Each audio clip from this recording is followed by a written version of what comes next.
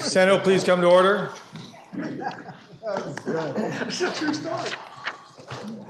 Senate, will please come to order. Are there any announcements? Seeing none, we'll get into the orders. Senator from Chittenden Central. Thank you, Mr. President. At this time, I would move that our rules be suspended in order to bring up for immediate action from the notice calendar page 121, an act relating to enhancing consumer privacy. Now, the Senator from Chittenden Central has moved that the Senate suspend its rules in order to take up for immediate consideration, appearing on the calendar for notice, H121, an act relating to enhancing consumer privacy. Are you ready for the question? If so, all those in favor, please indicate by saying aye. Aye. Those opposed indicate by saying nay. The ayes have it, and you have suspended your rules in order to take up for immediate consideration H121. H121 had passed the House, it passed the Senate, went back to the House, and they have proposed a further proposal of amendment. And therefore, the question is, shall the Senate concur with the House proposal of amendment to the Senate proposal of amendment? That's the question. We're ready. Okay. Senator from Chittenden Southeast. Thank you, Mr. President. I would move that the Senate concur with the proposal of amendment coming over from the House with further proposal of amendment that you are receiving now.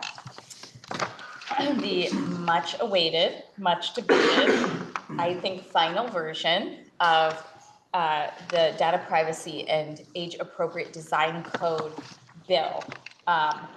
To my knowledge, I have agreement with the other body on the language that you'll find here, and I appreciate all of the other legislators who worked on this, particularly the chairs of jurisdiction of some of the sections you will see, who may also want to say a few words, and some of whom join me in this amendment. I'm going to go fairly quickly, unless I need a stall for some reason for another bill, but it doesn't sound like it. The first changes are in the definition section, but they return to the all-important hybrid entity discussion that we had last time we saw this bill, I think 3 days ago now. So the House had removed any entity level exemptions, instead just favoring an exemption for HIPAA related data. But you all heard from your healthcare providers and your hybrid entities today that that was of great concern to them. Those are our hospitals, our health clinics, a lot of other entities that have both HIPAA protected data and other types of data that they manage, and any efforts to segregate systems, to wall off systems, to create the infrastructure to meet this bill is expensive. So while they maintain a very high standard of integrity for data that's sensitive and healthcare related, this would require them to fall under an entirely new regime when they already fall under other regulation. And should you have any further questions, my seatmate, the chair of Senate Health and Welfare, can answer those. So those are the only definitions you'll see returning in the definitions section. And then, I don't know, for me it's page 16, but in the second instance of amendment, you see the new exemptions that we have put back in. And so a covered entity that is not a hybrid entity, a healthcare, or any healthcare component of a hybrid entity. So you are exempt if you are a hybrid entity.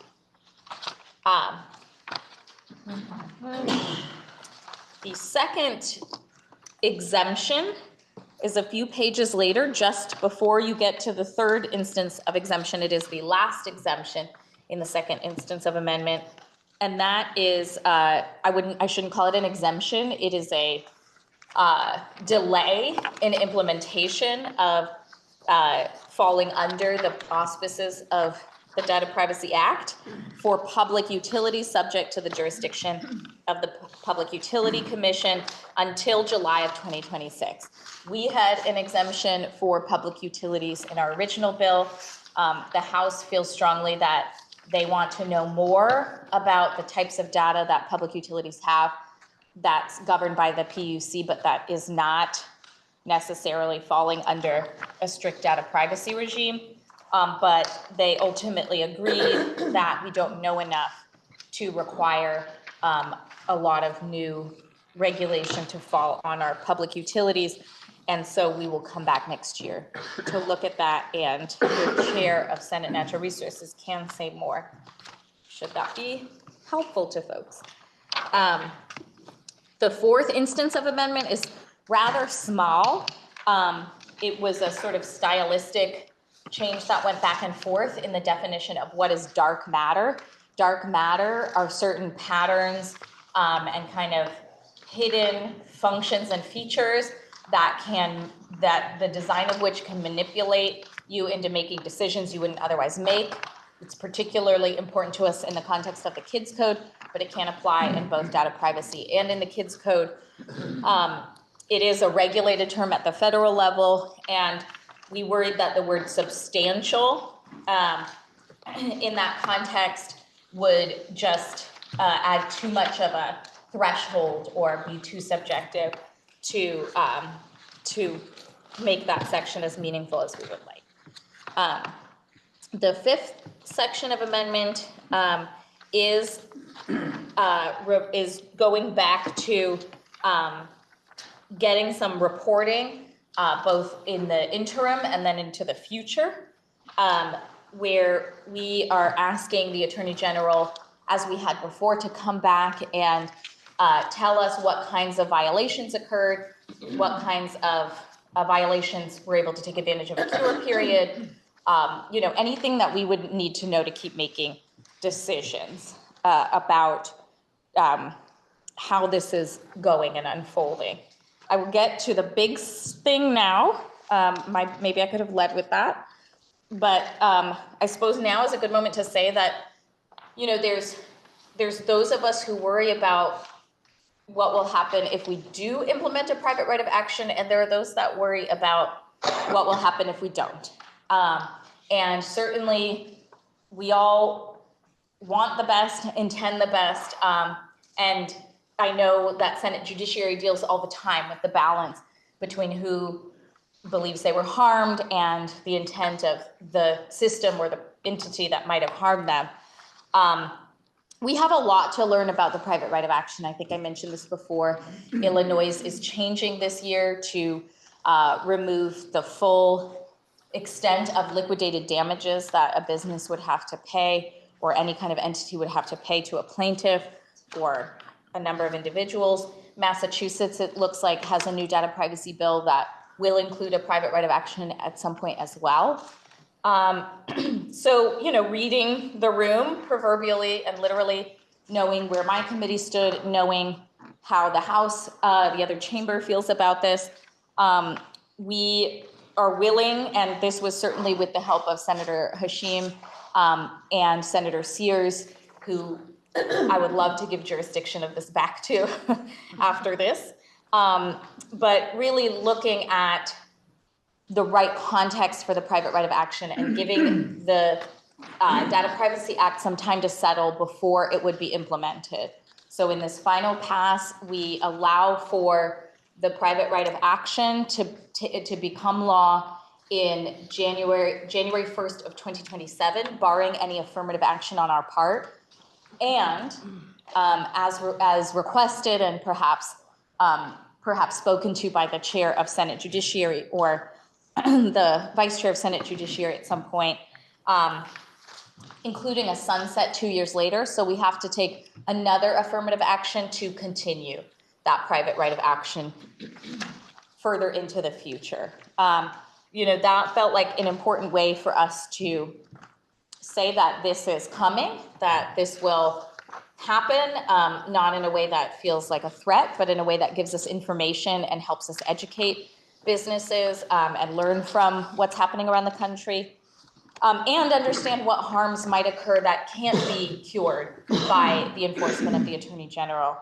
But to then be able to look at it and unlike Illinois that for over a decade has had a lot of activity in the courts and no action in the legislature, come back and have to really look at this again and make sure we're on the right track and that we don't need to modify this private right of action. And perhaps we would continue to look at it as we do with other areas of consumer protection. So we are grateful, I am grateful to the other body and particularly our fellow committee of jurisdiction in the House for accepting that is where we could land on the private right of action. So in the next section, under enforcement and Attorney General's powers, you will see that this provides exclusive authority, sole authority to the Attorney General to enforce the provisions of the Data Privacy Act, and again, to let us know the information that we need to know about violations and the nature and extent of those violations and injuries to the public. And then the private right of action kicks in 2027. And you see references back to our underlying Consumer Protection Act. That gets us to 10 pages from the end, Enforcement Attorney General's powers in Section 10, where the PRA would be repealed in 2029, January 1st of 2029, without our further affirmative action to extend it.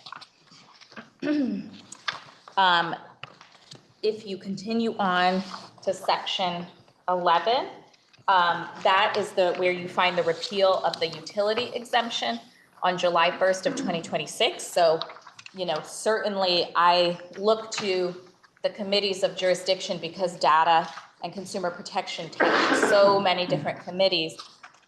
We would be looking to Senate Natural Resources and Energy to speak with, and Senate Finance, I should say, to speak with our regulated utilities to better understand the costs and the benefits of falling under this particular privacy regime. That gets us pretty close to the end. You see again that reference back to public utilities just above the effective dates where we're both putting this temporary exemption into place and repealing the temporary exemption with different effective dates. The effective dates are pretty important. We do, in the underlying bill, still have a important commission. It's currently the AI Commission or Task Force, Artificial Intelligence. They have given us great information and pulled together a lot of great stakeholders to be able to help us understand how to face the acceleration of technology and changes that comes with artificial intelligence at the state level. And as I mentioned way back when we first talked about this bill, they are happy to add data privacy to their charge and to then subsume a lot of these questions, be able to start doing education and guidance with the Attorney General's office, and come back to us with some interim reporting on how that education is going to unfold and is unfolding as the Data Privacy Act takes effect next July of 2025. And then, of course, continuing their work and their oversight and education and guidance through to the private right of action in 2027. I should say, I think I've missed a highlighted area or an area that in these drafts back and forth may have been unhighlighted, but our ranking member and our minority leader felt it was important that they also look at the security threats and the harms, whether they come from the current world we find ourselves in with data privacy or from, sort of some of our changes and the cost of those balanced with how much more secure they make us. You will see at the end that there are different effective dates for different applicability thresholds. That's another important provision to the House. The private right of action in this context that takes effect in 2027, I also want to appreciate that the other body limited it greatly. It only applies to those who process the data of over 100,000 consumers in Vermont each year. That essentially, when I think about it, probably is just our hospitals and our utilities. So it really is aiming at those larger entities that are national and process a lot of data, including Vermonters' data nationally or internationally. So the PRA still would only apply to much larger entities, and it applies when they do not get the consent of those consumers to process their sensitive data. Sensitive data includes the data of minors, it includes your biometric data, it includes your financial data. So it's a broad section, what is considered sensitive, but in this context, it's a higher threshold, and it's about not just processing that data, but transferring it or selling it without the consumer's consent. But we put in a threshold of 25,000 consumers that an entity who would be processing the data for falling under the overall Data Privacy Act, not the private right of action, but we have it at 25,000 in 2025 when this takes effect. And then over the next few years, it goes from 25,000 to 12,500 to 6,250. 6,250, I believe, is where the House started with the bill and who that would apply to. That's a lot of folks. But they are wanting us to be part of a national conversation about pretty much every entity having to be thoughtful about their data privacy regime and how they treat sensitive information from consumers. So, Mr. President, I'm really proud of where we landed. I think it could have been a conference committee, but here we are. And I think it represents a lot of good work from not only both chambers, but a number of stakeholders. And it is a good reminder to me that because of the nature of consumer protection, often applying in the context of economic development and business transactions, end up with consumer protection. But like some of our other big issues that touch all of us, I'd like to make sure that the right pieces always go first to particularly Senate Judiciary, also health and welfare, natural resources, transportation we gave a bill to. Consumer protection really touches a lot of our experiences and what people expect of government. So looking ahead, when we have more time with bills like these, I want to make sure that we are as inclusive of all of the jurisdictions where this matters and where the expertise is greater than our own in economic development. But with that, I think we landed in a good place, and I thank my colleagues again for lending their expertise, and they may want to add their own comments. Thank you, Mr. President. Question is, Senator from Addison. Thank you. May I inquire of the reporter of the amendment, The please? senator from Chittenden Southeast is interrogated. So I just want to, I think you may have misspoken on one item, and I just want to confirm. It's an item that the Senate Health and Welfare Committee spent a great deal of time on. So in the second instance of amendment, you stated that a hybrid entity is exempt, and that is not what I read in paragraph 2, and I think not the way it should be.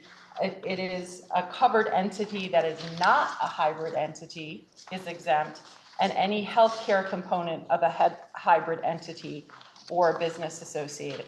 So a hybrid entity includes a covered part of that entity, covered by HIPAA, that would be exempt, but the other part of a hybrid entity that is not covered by HIPAA should not be exempt.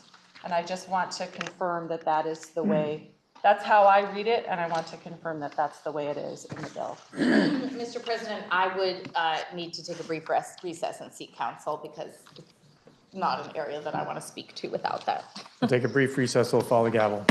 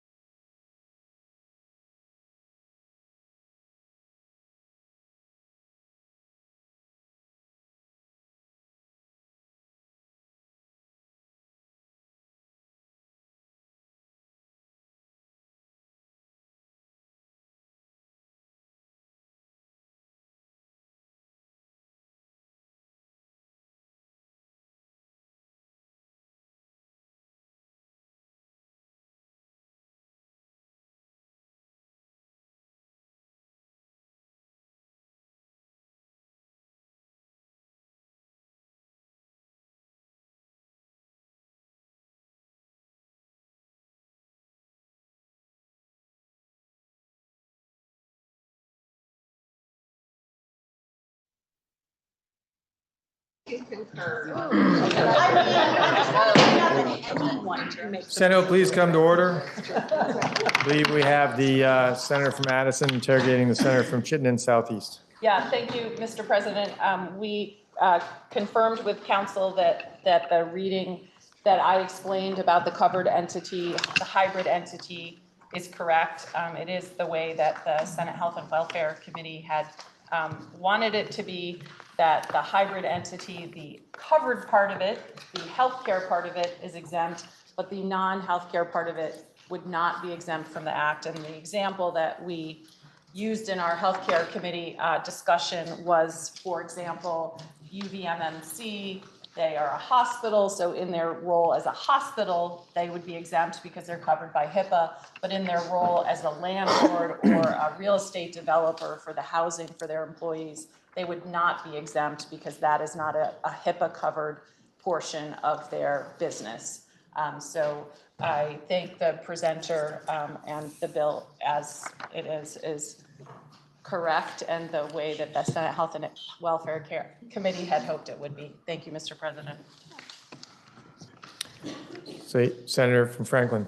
Thank you, Mr. President. I appreciate the work of the chair of the Economic Development, Housing, and General Affairs Committee, who I think did a superb and thankless job of trying to reconcile the vast number of people and organizations who had issues with this particular bill, or who wanted things in this particular bill, or who didn't want things in this particular bill. And it's a thankless task.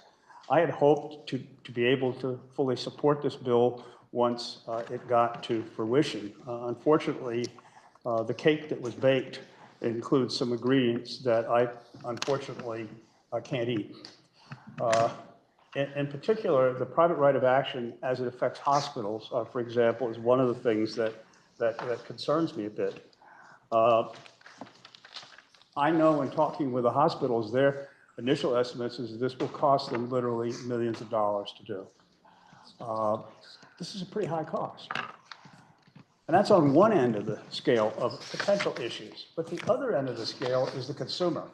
We produced a bill that before all of these amendments was 92 pages in length.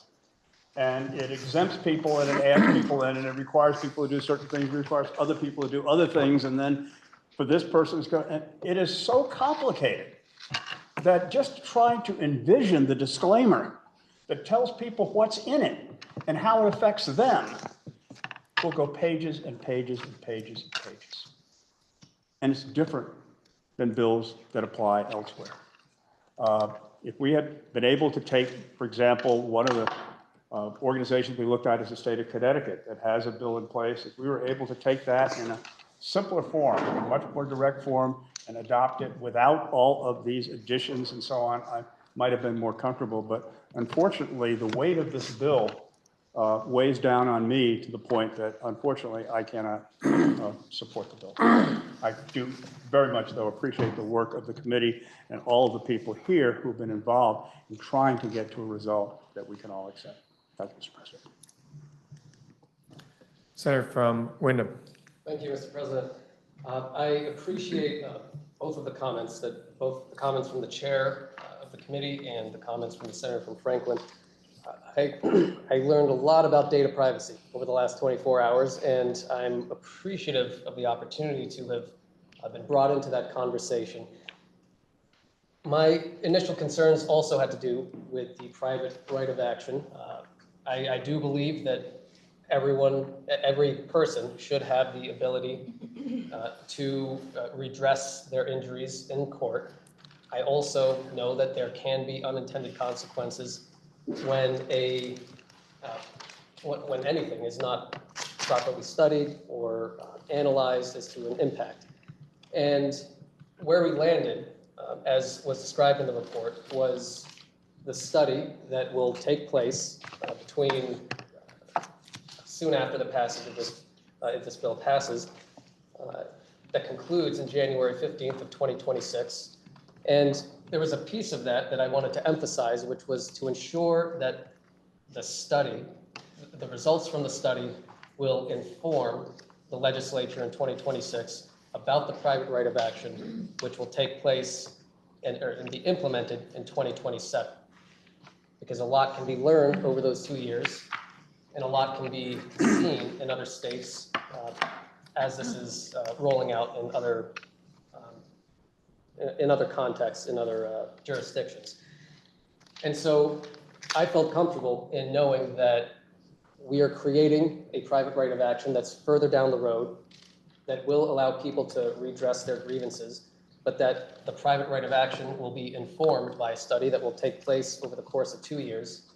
And the legislature in 2026 will have the opportunity to modify or even repeal or add to that private right of action before it gets implemented, which is also then followed by the sunset. So given those guardrails, I feel that there is a safe balance both for plaintiffs and defendants in this context. So I would ask for the Senate support. Senator from Essex. Thank you, Mr. President. I also appreciate all the comments, but I'm going to recall probably the most memorable words that have stuck with me from Senator Mazza. And that is, nothing ever sunsets in Montpelier. Thank you, Mr. President. Senator from Chittenden Southeast. Thank you, Mr. President. This has been a long and treacherous road, of course, and there are those who would like to have much more in the bill. But for those of us on health and welfare who did some of the work that's included here, this is reassuring that our hybrid entities will be exempt. But the other part that's reassuring is the section on the PRA, and that if you look at section 11, the exclusions that are there include a multitude of health organizations and clinics and hospitals. So the exemptions are critically important for us in the consideration of protection of our healthcare entities that are currently under HIPAA. And that the hybrid entities then, when we come back, those of us who do come back, can look at this area of concern, consumer protection, in another way. It is somewhat unfortunate that so many different areas were put together in a bill that made it extremely complex. In Senate Health and Welfare, we have a little saying that is, it's more complicated than that. And this one is more complicated than ever. So as we pass this bill, I think it's really also important for us to know that this is not anywhere near the end, and that we need to take some careful steps going forward when we come back, and to look at what other states are doing and what we can do to improve the outcomes. And maybe separating out the areas of jurisdiction so that we can really drill into what is needed. So thank you, Mr. President. Senator from Rutland. Thank you, Mr. President. And I want to also thank the members of the committees that worked hard on this. I guess I would take the opposite view of the senator from the Windham District. In Section 8, there's the study to determine sort of the guardrails, if you will, of whether we should have a private right of action, and to be a little bit more specific about some of the unintended consequences. So rather than make it effective in 2027, I would have preferred to get the results of the study first, and then if it seemed like it was the right thing to do, at that point to enact the PRA. And that's how I feel. Thank you. Question is, and y'all don't make me do this very often, Senator from Madison. Thank you, Mr. President. I want to thank my colleagues and joined in on this amendment, particularly because of the utility provisions. It's a narrow, there's only 2 lines in one section that talks about keeping public utilities subject to jurisdiction of the PUC. But we have 18 distribution utilities and we have gas utilities, and they already are engaged in increasingly sophisticated communications over different sorts of networks. So smart meters not only can be turned on and off remotely, which is helpful for power outages, but many are also equipped with wireless networks. So people will hear, oh, you can turn something like your water heater off. So when there's peak load, you could just turn the water heaters off of 10,000 people for half an hour and save a lot of very expensive use. So the entire utility world is adopting and evolving. This came up when we talked in the RES bill about grid, involving grid and the utilities evolving. So the PUC already regulates these folks and regulates the data that they collect. So while we're in the middle of rapid evolution in that sector, it could have been very obstructive and led to costs. And I think that's the bottom line. So if we ended up making regulating in a way that drove up costs, those would flow through to customers in the end. So I'm happy to support this amendment. So as I started to say, y'all don't ask me to do this very often, but this has gone back and forth a few times. So this current question is, shall the Senate concur with the House proposal of amendment to the Senate proposal of amendment with further proposal of amendment as offered by the Senator from Chittenden Southeast and others? Are you ready for the question? If so, all those in favor, please indicate by saying aye. Aye. Those opposed indicate by saying nay. No. The ayes appear to have it. The ayes do have it. And you have concurred with the House proposal of amendment to the Senate proposal of amendment with further proposal of amendment on H-121, an act relating to enhancing consumer privacy. Senator from Chittenden Central. Thank you, Mr. President. I would move that our rules be suspended in order to message the actions just taken on H-121, an act relating to consumer privacy. The Senator from Chittenden Central has moved that the Senate suspend its rules in order to message your actions taken on H-121, an act relating to enhancing consumer privacy, to the House forthwith. Are you ready for the question? If so, all those in favor, please indicate by saying aye. Aye. Those opposed indicate by saying nay. The ayes have it, and you have suspended your rules in order to message your action taken on H-121 to the House forthwith. Senator from Chittenden Central. Oh, Senator from Addison. Thank you, Mr. President. Excuse me, President, I believe there are 4 more confirmations of appointments that we can do as a group. So I do not have the paper that has what they are, but I move that we suspend our rules and consider the 4 remaining appointments as a group. I believe that is the motion. Thank you. The senator from Addison moves that the Senate suspend its rules in order to take up the following 4 Senate appointments as a group without report. The first being John McSorley of Essex Junction as a member of the Vermont Municipal Bond Bank for a term from and including February 1st, 2024, and including January 31st until successor. Deborah Winters of Swanton as a member of the Vermont Municipal Bond Bank. I'm not going to do the terms if you don't mind. Mark Foley Jr. of Rutland as a member of the Vermont Municipal Bond Bank. And David Snedeker of St. Johnsbury as a member of the State Infrastructure Bond Bank. Are you ready for the question? If so, all those in favor, please indicate by saying aye. Aye. Those opposed indicate by saying nay. The ayes have it. You've suspended your rules in order to take up the 4 appointments as a block without report. Therefore, the question is, shall the Senate confirm the 4 aforementioned individuals for their appointments? Are you ready for the question? If so, all those in favor, please indicate by saying aye. Aye. Those opposed indicate by saying nay. The ayes have it, and you have confirmed those people. Senator from Chittenden Central.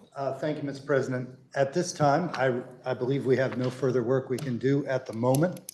So I would move that the Senate stand in recess until 8:30 p.m. Is that pending announcements? Pending announcements. Are there any announcements? Seeing none, I just want to point out that we're down to one box with just a couple things in it, so, we're getting there. Senator from Chittenden Central has moved that the Senate stand adjournment, in recess until 8:30 PM. Are you ready for the question? If so, all those in favor, please indicate by saying aye. Aye. Those opposed indicate by saying nay. The ayes have it, and you'll stand in recess till 8:30 PM.